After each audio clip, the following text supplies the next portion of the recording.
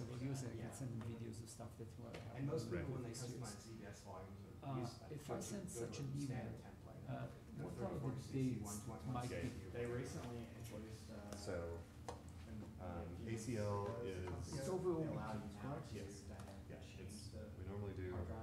kickoff Friday night, it's Yeah, you informal. can only increase it, but that's Right. so much easier. You could, than- almost, Okay. of course. I mean, the difficult, you don't, it's not. Anything after theoretical October requirement, but 15th? They don't wanna spend the money to have to be able to allow people to downscale. So the reason I Good, I and they just need to will, push out a couple eventually. months so that we can get enough But, time to call. Like, for we conferences. ran a cluster. on They're gonna make you go AWS. through more So if steps we to do did that, Yeah, I know. where you have to make a the weekend snapshot of the and, 21st or Yeah. 22nd. It's okay. Any of, Yeah. I any of mean, those like, weekends, and then we have to watch out for We Thanksgiving. ran, So before Thanksgiving, I think. we Thanksgiving ran is 120 third. EC2 and Yeah, EC2 so I think it's the 22nd, right? salt stack. Okay, so programmatically. basically, And we actually When is, what weekend generated is it? several the hundred. first few weeks of or November, the free first weekend of errors, November, because their API The last server weekend of keep up with October and the requests first to weekend of those November, I instances. think, are the, It's little things like those are that. my initial Why- dates. why Thursday, November AWS failed 23rd is is they just can't do Thanksgiving. that. So Can't up handle through a 18th. batch so of that 17, many 19 requests, is so we okay. had to Yeah, it's, figure salt it's, stack yeah, that, 17th serialize through it, 18th. and So we wanted in to the have one weekend sec- one between October transaction, 27 almost- and November wait for 17th. confirmation with Yeah, the and then what I need to look at is instantiate the correctly. UT Well, football then it takes schedule, 2 hours. because that will also We use initialize ECS, requests. affect. Elastic Container Service. We have They're- not yet. I just recently Um, moved our staging environment to ECS. Good. So all of our apps are already Dockerized and everything. So we are, And it's interesting. It is. Do y'all use ECS at all? away. We're just starting to I thought I saw prototype it, something. so we're seeing if Actually things applied for can a be. job there. Yeah. Oh, really? There's like Yeah, Kubernetes. they would Mhm. make sense. I've never used Oh, yeah. it. I mean, I'm looking Did they Google's respond? specific, I think. Probably. Well, I just started this week. Okay. I just came from a Yes. conference. I was organizing. It's built on in Docker, Seattle, so it's really, it's good. Cyprus, It's just. and only then I figured like, okay, now I can start Oh, looking. yeah. Because so Yeah. far no one's buying my stuff. well, send me the job description, again, Definitely. and I'll ping a recruiter about it. Sure, so it was nice meeting you all. Okay. I'll just head out. Yeah, if, Yeah. Meet our friend, yeah? Yeah. you guys are good out here. November 17th. Sure, welcome, we are here. I don't think they're gonna make this out. Yeah, I know. We can sit down in the hotel. October 21st, we're, no, sorry. October 27th to November 17th. October 28th, they'll be in Windows, so that's good. November 4th, they'll be out of town. I didn't miss anything. Sorry, Jacob, 1 second. November 4th is good. November 4th is good. October 28th is good. Yeah, they're coming in there. November 18th is good. So basically, anything in there but, November, You? Yeah. Awesome, thanks. MC and sponsor and speaker tonight, so, November 11th is, not good. That's going on. so Monday means no go. Yeah, no good. UT home, no go again. Those are the three things that I wrote down. I mean, if they did it, First I'll ping, I'll see whether they're interested. If so, then I'll start pushing people as well to the rank yeah, and start saying we're doing this. we did it slightly earlier. I don't know if I'll be here by then, but I'll at least. Yeah. Might take a bag if there is one. If they say the 11th will work, First of all, if they say yes, I know Right, yeah, yeah. weekends and if they want. But if they do, then maybe it's good for them. But I